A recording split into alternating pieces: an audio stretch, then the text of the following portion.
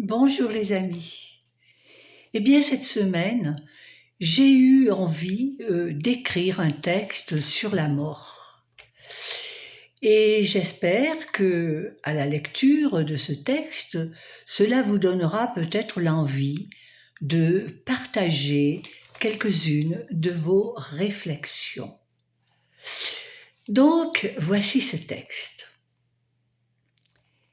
Et si la mort n'avait jamais été dans le plan de Dieu? Si elle n'était pas un décret de Dieu, mais la conséquence tragique d'un choix humain. Pas un châtiment, mais un éloignement.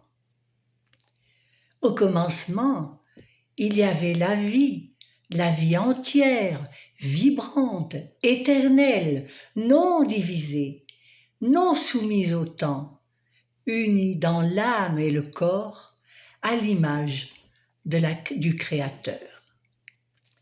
Mais l'homme libre voulut autre chose. Il désira régner, dominer, s'élever au-dessus de son frère. Alors germa en lui des pensées étrangères comme la peur, la jalousie, le désir de puissance. C'est ainsi qu'il introduisit dans le monde la séparation et dans cette fissure, la haine prit racine, la maladie suivit, la guerre aussi, et de ce fait, la mort s'imposa. Non comme une loi divine, mais comme le fruit du désordre. Aujourd'hui encore, l'inconscient collectif proclame naître, grandir, mourir. Telle est la loi de l'homme. Mais cette voix n'est pas celle de Dieu. C'est un écho rempli de mensonges, répété jusqu'à en devenir une vérité. Car l'âme, si elle se détourne des discours de la mort, porte en elle une mémoire vivante, celle de l'éternité.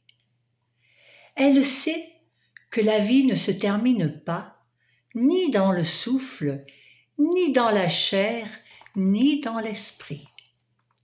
Une vie véritable n'est pas une simple survie biologique, mais une communion avec l'origine, un feu divin qui, s'il n'est pas étouffé, peut rendre le corps participant à l'éternité. Alors, si l'homme choisissait de se souvenir, s'il rejetait la haine, la peur, la guerre, et redevenait un gardien de la lumière, frère parmi les frères, et non maître parmi les faibles, peut-être alors la mort redeviendrait ce qu'elle n'a jamais été, une illusion dissoute dans la vérité.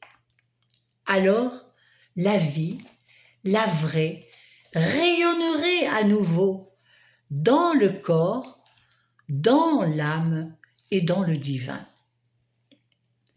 C'est à nous que revient de redonner toute sa place à la vie pour que s'efface dans notre inconscient collectif toute idée de la mort. Lady Elia.